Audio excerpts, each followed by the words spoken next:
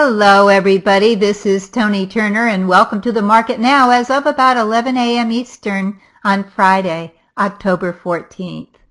The dollar rose today on track for its largest weekly gain in more than 7 months against the euro after strong U.S. retail sales and producer prices data for September reinforced expectations that the Federal Reserve would raise interest rates in December. Now let's look at 3 charts that could give us some insight into the week to come.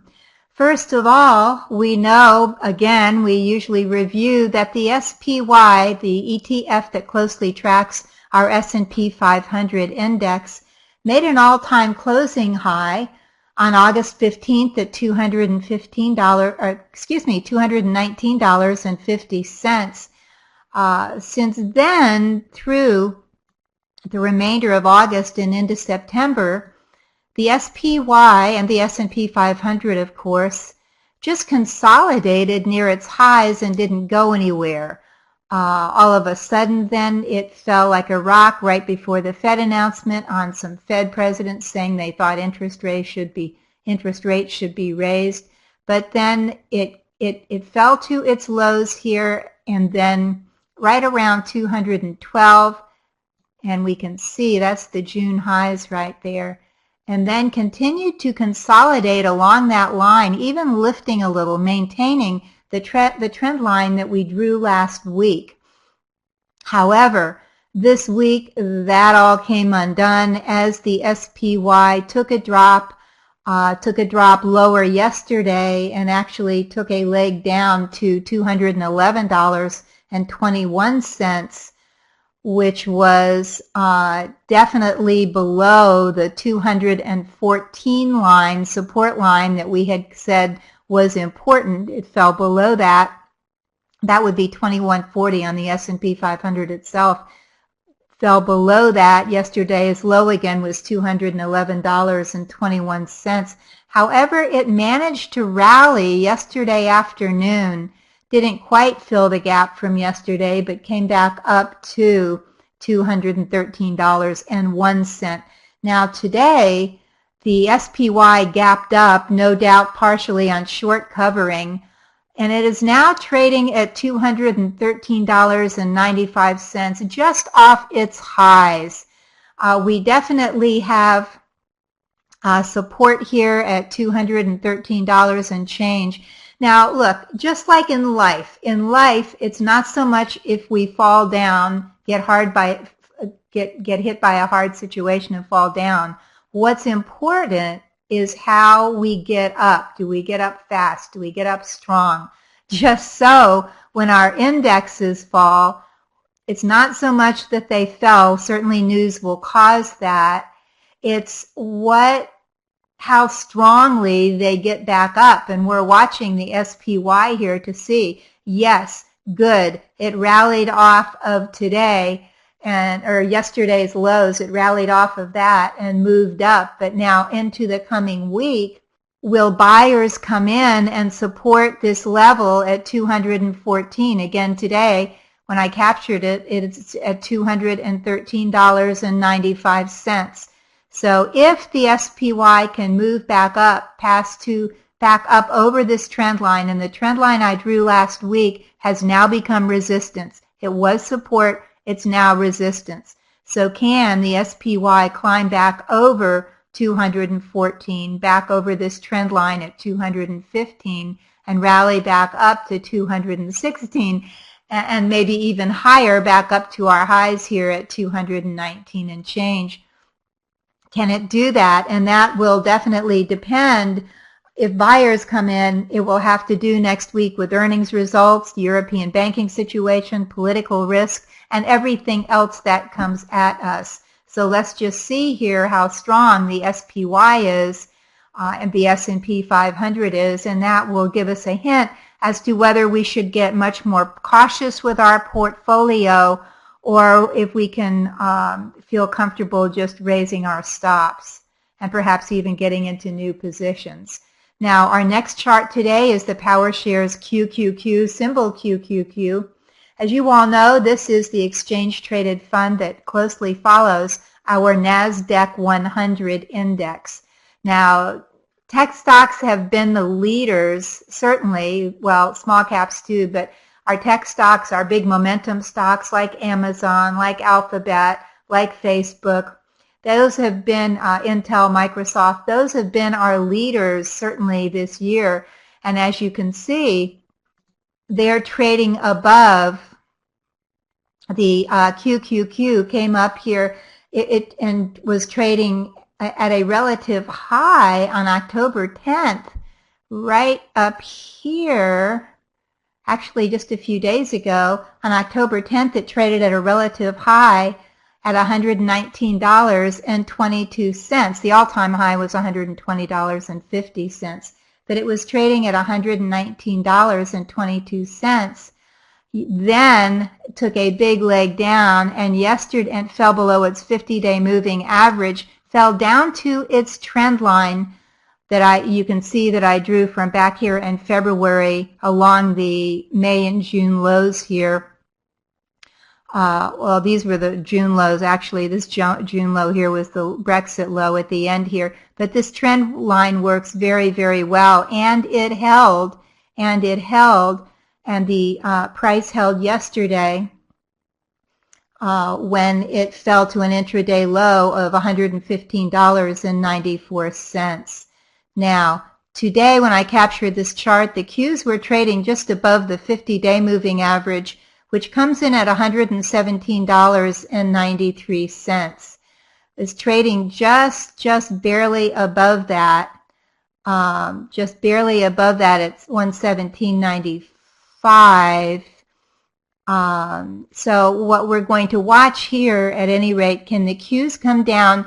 If they do come down, if they weaken, can they hold at 116? That's very important. Like the SPY, it's not so much that they fell. It's more important is can they climb back up and attain their former status. Now, of course, a lot of that will depend on, again, the earnings that come out in this earnings season in the next 3 weeks from the majors, from the generals, from the Microsofts and the Intels and the Alphabets and the Facebooks and so forth. So we'll just have to see. We will note, however, that our warning of the RSI having a bearish divergence, that was smart to do, to keep that in our back pocket or in a note on our monitor, because indeed that warning at least caused me anyway to get more cautious, and then it kind of came true here.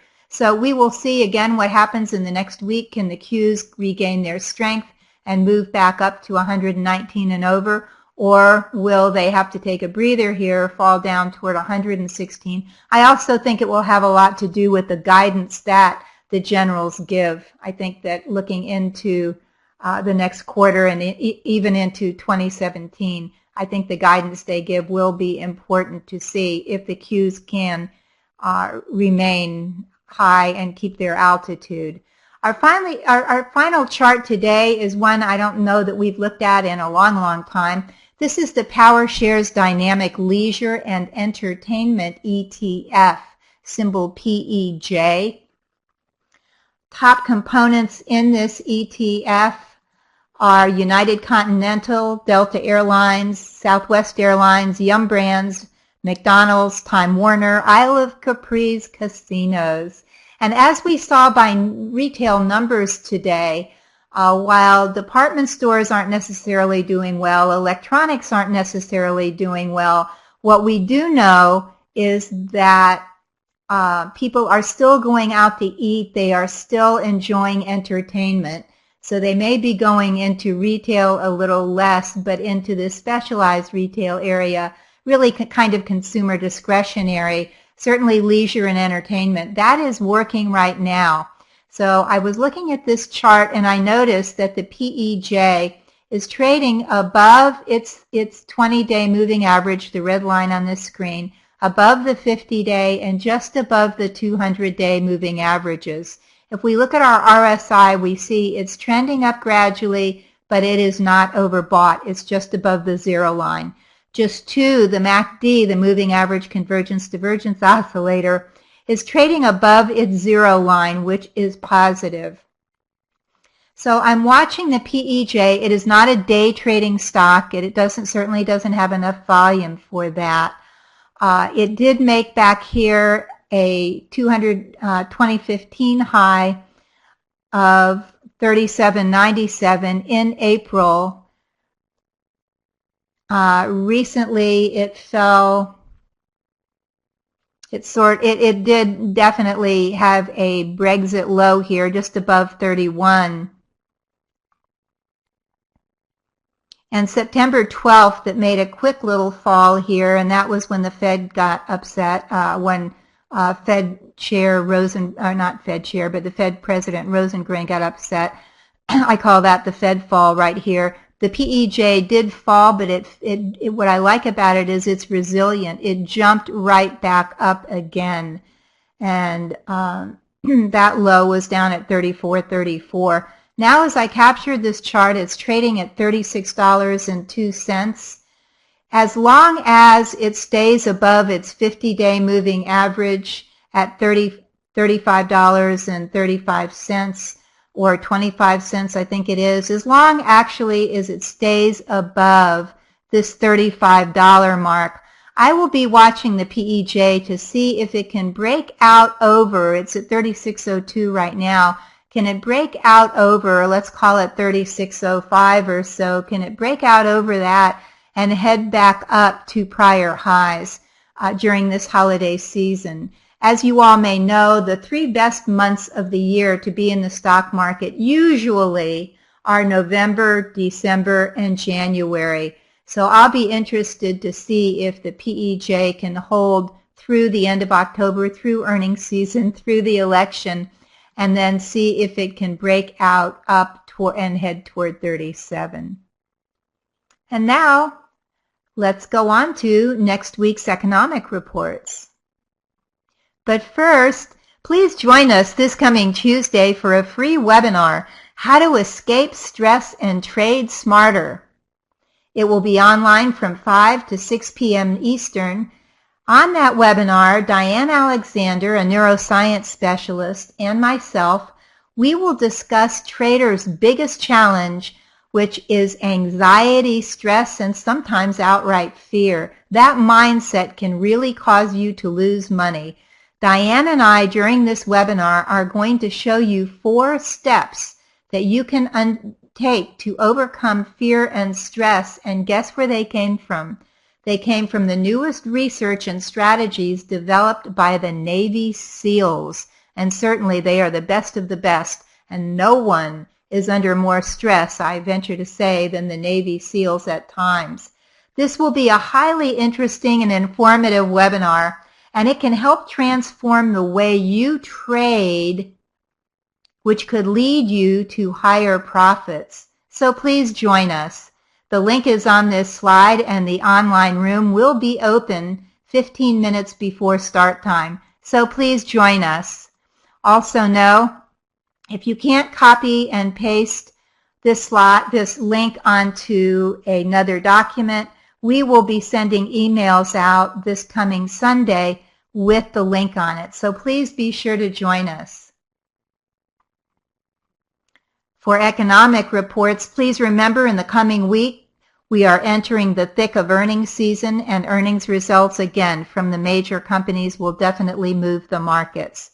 Economic report-wise, on Monday we have Empire Manufacturing. Tuesday we have the CPI. Wednesday we have housing starts, building permits, crude inventories, and the Fed's Beige Book.